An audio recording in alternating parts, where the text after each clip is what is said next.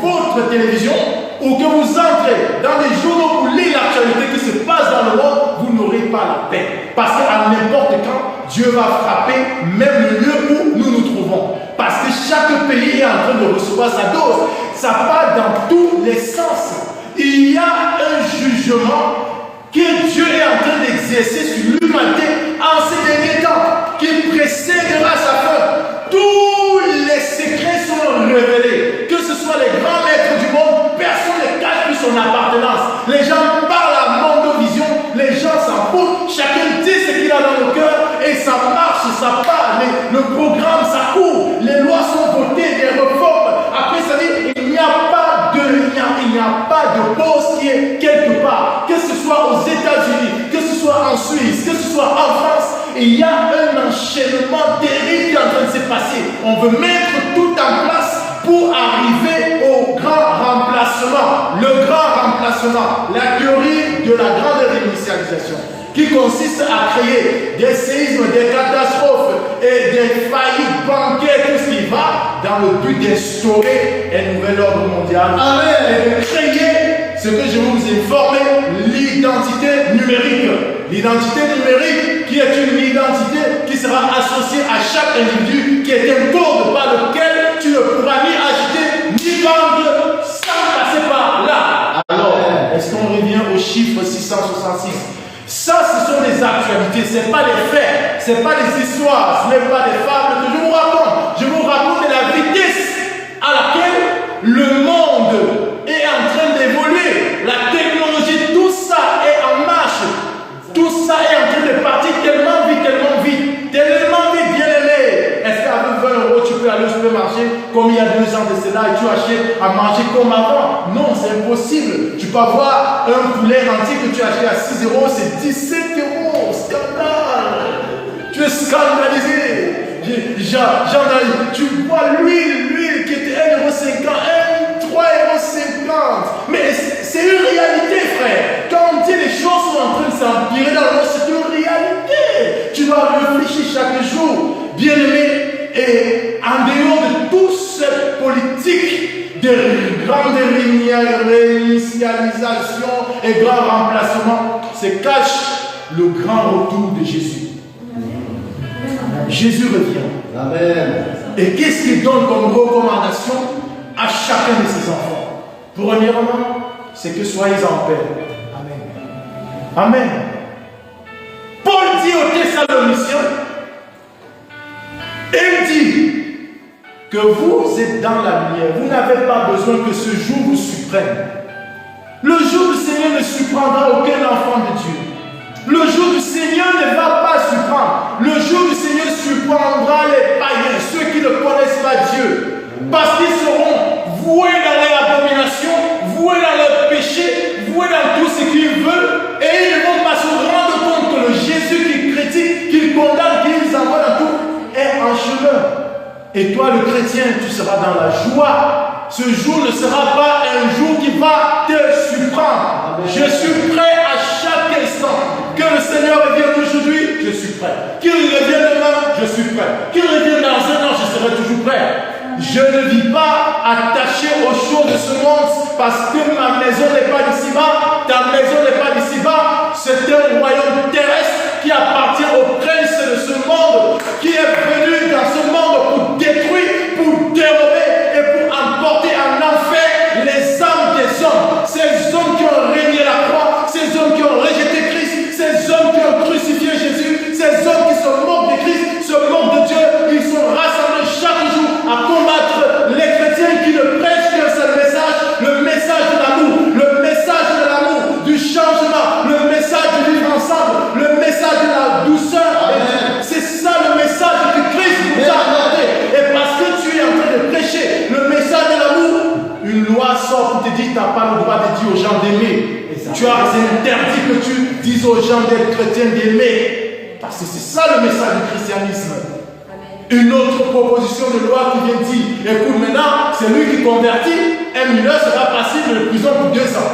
Parce que tu as dit à quelqu'un, donne ta vie à Jésus, repends-toi de tes péchés, repends-toi de tes péchés, et puis tu es passible de prison. Quand j'ai vu cet article, je me suis dit, là, c'est bon.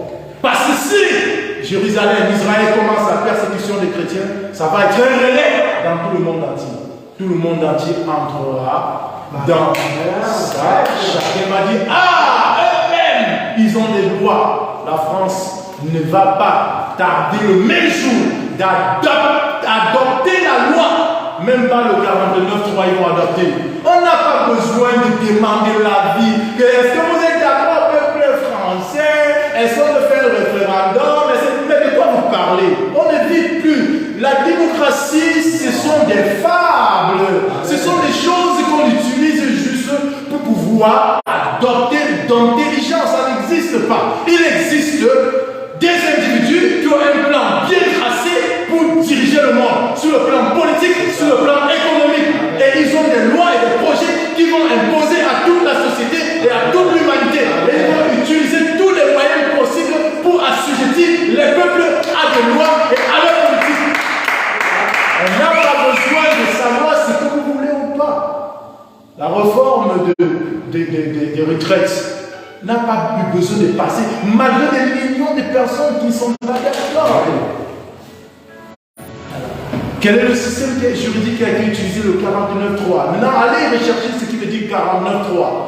C'était un article constitutionnel qui donne le droit au gouvernement en place d'adapter une loi sans passer par l'Assemblée nationale et sans passer par les débats, on prend ou on ne prend pas, parce que ça perd le temps. Ils adaptent, ils prennent le gouvernement en gage.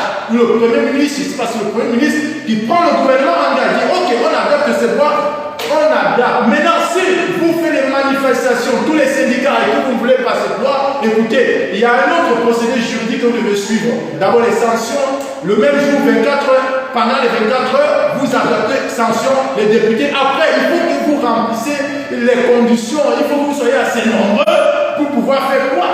Et pour renverser le gouvernement en place.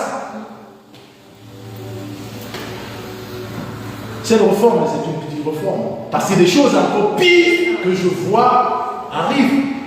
Sur le travail, sur la santé, sur beaucoup de choses. On ne demande pas mon avis. Je vais travailler jusqu'à 64 ans. J'y prends l'image que je vais me mettre à travailler jusqu'à 64 ans. Dans le mois où je suis en train de marcher comme ça, c'est là où mon espérance de vie en ce moment, c'est combien? J'ai travaillé toute ma vie. Quel est donc le raisonnement politique derrière cette adoption de loi?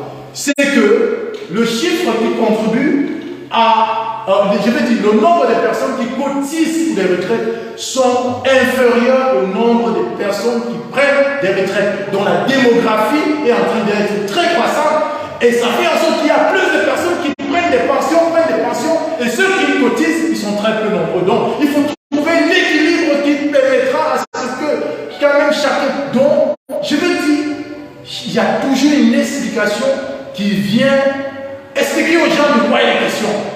Mais est-ce qu'en démocratie, on a besoin d'adopter, d'imposer? Je me pose bien la question. Ou on a besoin de savoir l'avis de tout le monde?